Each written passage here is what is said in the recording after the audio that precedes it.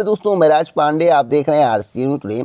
आपका आपके channel RCA news today पर हार्दिक स्वागत है। आज की इस वीडियो में आपको 20 बड़ी खबरों के बारे में जानकारी मिलेगी। आज की बड़ी खबर मुख्य समाचार को देखने के पहले वीडियो को लाइक शेयर जरूर कर दें। अगर आपने अभी तक चैनल को सब्सक्राइब नहीं किया है तो चैनल को सब्सक्राइब कर लें, बेल आइकन दबा दें, ऑल पर सेलेक्ट कर दें, जिससे हमारे वीडियो का नोटिफिकेशन आप तक सबसे पहले पहुँच जाए, वीडियो को आप सबसे पहले देख पाएँ। वीडियो को पूरा देखिए, सुनिए और समझिए। आज के विभिन्न समाचार पत्रों में आपसे संबंधित कई खबरें छपी हुई हैं। कुछ खबरें आपके लिए बहुत ही महत्वपूर्ण हैं। कुछ खबरों के बारे में मैं आपको बताऊंगा और समझाऊंगा, इसलिए आपको वीडियो पूरा देखना है, स्किप नहीं करना है। पहली खबर प्रवक्ता और समीक्षा अधिकारी भर्ती परीक्षा को लेकर है। प्रवक्ता और समीक्षा अधिकारी भर्ती परीक्षा एक दिन पढ़ने के कारण छात्र काफ़ी परेशान हैं। इसको लेकर छात्रों के द्वारा उत्तर प्रदेश लोक सेवा आयोग के सचिव को ज्ञापन सौंपा गया है। मांग की गई है कि समीक्षा अधिकारी भर्ती परीक्षा 12 दिसंबर 2021 को प्रस्तावित है, उसकी तिथि 42 दिन पहले ही घोषित कर दी गई थी। इसलिए प्रवक्ता भर्ती परीक्षा तिथि में परिवर्तन कर दिया जाए, कुछ समय के लिए आगे बढ़ा दिया जाए, जिससे समीक्षा अधिकारी भर्ती परीक्षा में हम लोग प्रतिभाग कर पाएँ। सवाल है कि कौन सी परीक्षा स्थगित हो सकती है। तो एक नियम है, जिस भर्ती की परीक्षा तिथि पहले घोषित की गई है वह स्थगित नहीं होगी, जिसकी बाद में घोषित की गई है वह स्थगित हो सकती है। तो हो सकता है कि प्रवक्ता भर्ती परीक्षा स्थगित हो जाए, लेकिन अभी तक उत्तर प्रदेश लोक सेवा आयोग ने इसके संबंध में कुछ भी नहीं कहा है, कोई निर्णय नहीं लिया गया है, न परीक्षा स्थगित करने के संबंध में अभी तक कोई बैठक हुई है। तो अभी आपको इंतजार करना होगा। कोई भी बैठक होगी, कोई भी जानकारी होगी तो इस चैनल के माध्यम से आपको दी जाएगी। एक और महत्वपूर्ण खबर है उत्तर प्रदेश लोक सेवा आयोग की। लोक सेवा आयोग की निर्णय न लेने से 1 साल से धक्के खा रहे एलटी ग्रेड हिंदी के चयनित 443 अभ्यर्थी गुरुवार को तीसरे दिन कार्मिक अनशन पर बैठे रहे। स्कूलों में हिंदी विषय के एलटी ग्रेड चयनितों का कहना है कि पिछले नवंबर में सत्यापन होने के बाद अभी तक फाइल आयोग में फंसी हुई है। अब इसका समाधान कब तक होगा, इसके संबंध में अभी कुछ भी जानकारी नहीं है, लेकिन हाँ, सचिव से आज वार्ता हो सकती है, इसकी उम्मीद जताई जा रही है। अगली अपडेट है उत्तर प्रदेश अधीनस्थ सेवा चयन आयोग की। उत्तर प्रदेश अधीनस्थ सेवा चयन आयोग ने मंडी परिषद भर्ती परीक्षा परिणाम को जारी कर दिया है। आपको मालूम होगा, कल मेरे द्वारा आपको जानकारी दी गई थी, आपको बताया गया था कि 15 दिसंबर तक 3 भर्ती परीक्षा परिणाम जारी होंगे। इसके पहले भी कई वीडियो में बताया गया है, चैनल पर अपलोड है, आप उसे देखेंगे, आपको जानकारी मिल जाएगी। अगर आप प्रतिदिन वीडियो देखते होंगे तो आपको जानकारी मिल गई होगी। मेरे द्वारा आपको बताया गया था कि मंडी परिषद लोअर 2 और जूनियर असिस्टेंट भर्ती परीक्षा परिणाम 15 दिसंबर तक जारी करने की तैयारी है। देखिए, ज्वाइनिंग की कोई गारंटी नहीं है किसी की, लेकिन हाँ, शासन से आदेश है कि कोई भी भर्ती परीक्षा परिणाम पेंडिंग नहीं होना चाहिए। आगे की प्रक्रियाएं चलती रहेंगी। जो भी जानकारी होगी इस चैनल के माध्यम से आपको समय समय पर अपडेट किया जाता है। 579 अभ्यर्थी इस परीक्षा में सफल हुए हैं। अभिलेख सत्यापन 7 से स्टार्ट है, उसके बाद आगे की प्रक्रिया बढ़ाई जाएगी। अगली अपडेट है बीएचयू में 10 दिसंबर से होगी सेमेस्टर परीक्षाएं। ओपन बुक प्रणाली से घर बैठकर परीक्षा दे सकेंगे विद्यार्थी। तो अब तक की सबसे बड़ी खबर है। अगली खबर है 1.21 लाख विद्यार्थी ई टैबलेट पाने से हो सकते हैं वंचित। कॉलेजों के लिए छात्रों का ब्यौरा सत्यापित कर अपलोड करने की आज अंतिम थी। तो देखना होगा कि कितने अभ्यर्थियों को टैबलेट मिलता है, स्मार्टफोन मिलता है। अभी इसके संबंध में कुछ भी स्पष्ट नहीं है, लेकिन मैं आपको बताना चाहता हूं, जहां 1 करोड़ संख्या थी पहले, उसे घटाकर 68 लाख कर दिया गया है। और आप देखिएगा, बहुत कम संख्या में अभ्यर्थियों को टैबलेट और स्मार्टफोन मिलेगा। अगली अपडेट है कि 15 दिसंबर के बाद शुरू होगा वितरण। छात्र छात्राओं का विवरण जुटाने के लिए डिजी शक्ति नाम से तैयार किए गए पोर्टल पर बृहस्पतिवार तक गोरखपुर में लगभग 1,03,432 छात्रों का डाटा अपलोड किया जा चुका है। राज्य स्तर पर निगरानी के लिए बनाई गई यूपी डेस्को ने इसमें से 24,400 की डाटा का सत्यापन भी पूरा कर लिया है। 15 दिसंबर के बाद लैपटॉप टैबलेट का वितरण शुरू हो जाने की उम्मीद है। तो भैया, लैपटॉप तो मुझे नहीं लगता है मिलेगा, लेकिन हाँ, टैबलेट और स्मार्टफोन मिल सकता है। अगली अपडेट है प्रवक्ता व सहायक अध्यापक पद पर चयनित अभ्यर्थियों को मिलेगी ऑनलाइन तैनाती। प्रदेश के विद्यालयों के लिए उत्तर प्रदेश लोक सेवा आयोग चयनित प्रवक्ताओं और सहायक अध्यापकों की स्कूलों में ऑनलाइन तैनाती दी जाएगी। प्रवक्ता पद पर चयनित अभ्यर्थी 3 से 9 दिसंबर 2021 और सहायक अध्यापक पर चयनित अभ्यर्थी नियुक्ति के लिए 10 से 16 दिसंबर 2021 तक आवेदन कर सकेंगे। विभाग के संयुक्त निदेशक विकास श्रीवास्तव ने बताया कि चयनित अभ्यर्थियों की सुविधा के लिए हेल्पलाइन नंबर 6387219859 जारी किया गया है। अगली अपडेट है कि परीक्षा नियामक प्राधिकारी को लेकर आपको मालूम होगा कि परीक्षा नियामक प्राधिकारी से अब तक की बड़ी खबर इस चैनल के माध्यम से आपको दी जा रही है। इसके पहले भी कई खबरें आपको दी गई हैं। यूपी टेट परीक्षा को लेकर बड़ी कार्रवाई की जा रही है। सचिव को गिरफ्तार कर लिया गया है और कई फरार हो गए हैं।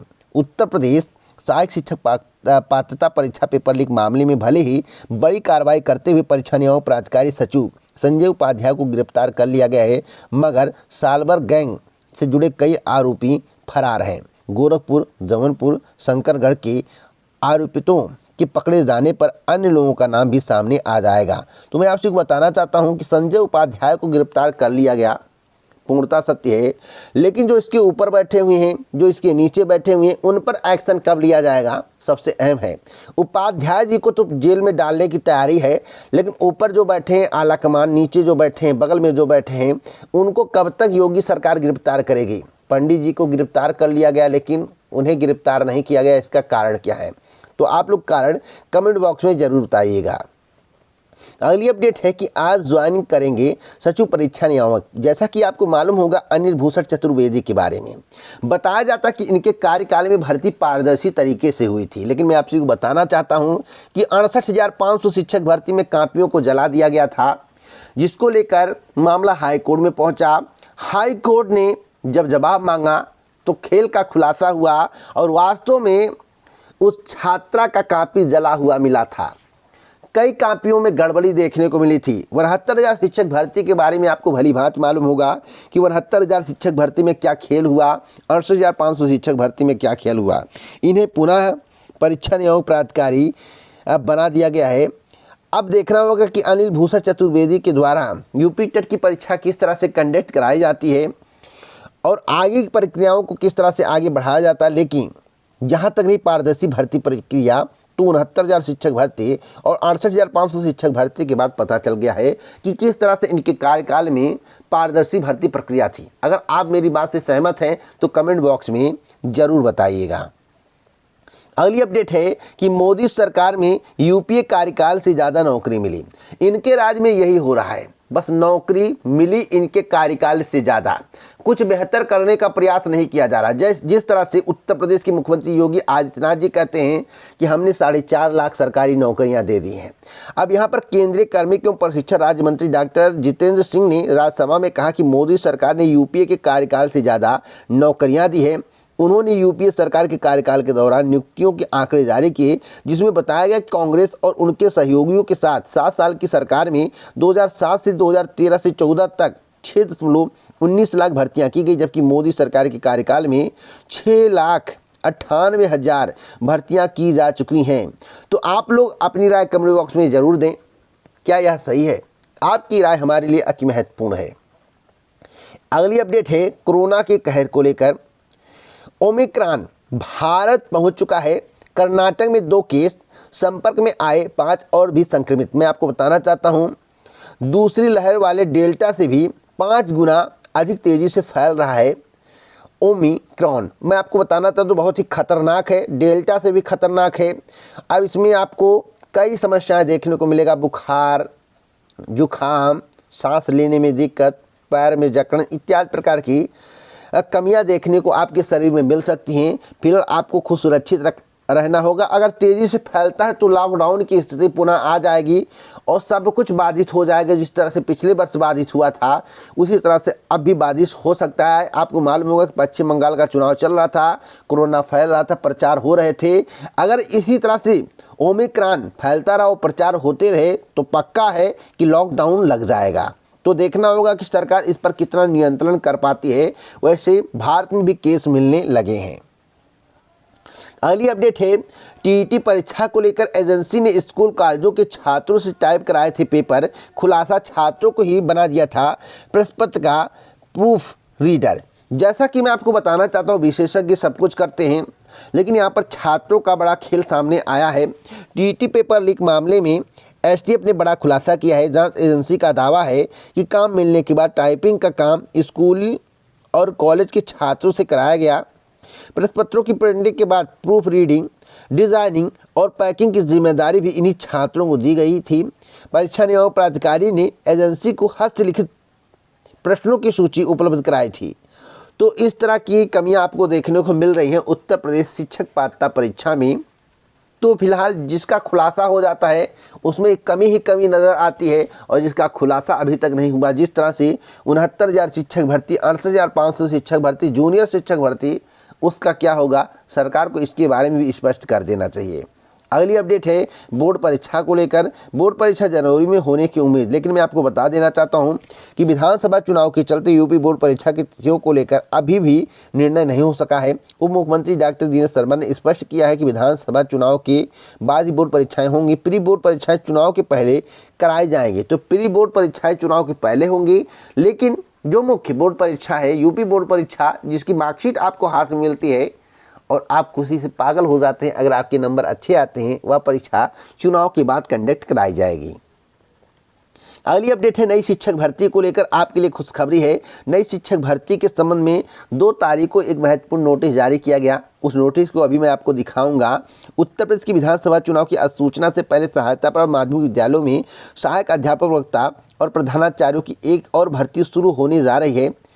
इसके संबंध में प्रक्रियाएं आगे बढ़ा दी गई हैं। उत्तर प्रदेश माध्यमिक शिक्षा सेवा चयन बोर्ड ने सभी जिला विद्यालय निरीक्षकों को पत्र लिखकर 3 से 12 सितंबर तक ऑनलाइन पोर्टल के माध्यम से रिक्त पदों की जानकारी अपलोड करने का निर्देश दिया है।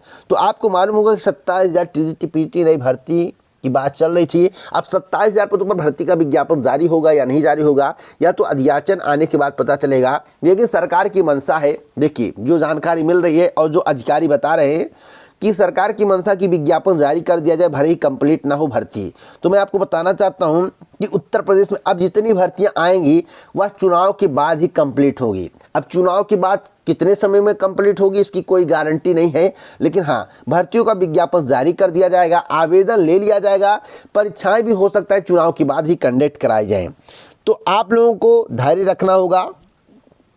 जनवरी के फर्स्ट वीक तक अगर सरकार ने चाहा तो भर्ती का विज्ञापन आपको देखने को मिल जाएगा टीजीटी पीजीटी। अगली देखिए, यहाँ पर वही खबर है। यहाँ पर देखिए लिखा हुआ है 2 दिसंबर 2021, यही है पोर्टल के संबंध में अधियाचन मंगवाने के संबंध में 1 दिसंबर 2021 से उत्तर प्रदेश माध्यमिक शिक्षा सेवा चयन बोर्ड प्रयागराज द्वारा विकसित अधियाचन पोर्टल के माध्यम से वर्ष 2022 के अधियाचन भेजने के विषय। तो मैं आपको बताना चाहता हूं 2022 का अध्याचन है। तो 2022 का अध्याचन मतलब कि इस वर्ष भर्ती का विज्ञापन तो जारी नहीं होगा, इतनी गारंटी मैं ले सकता हूं।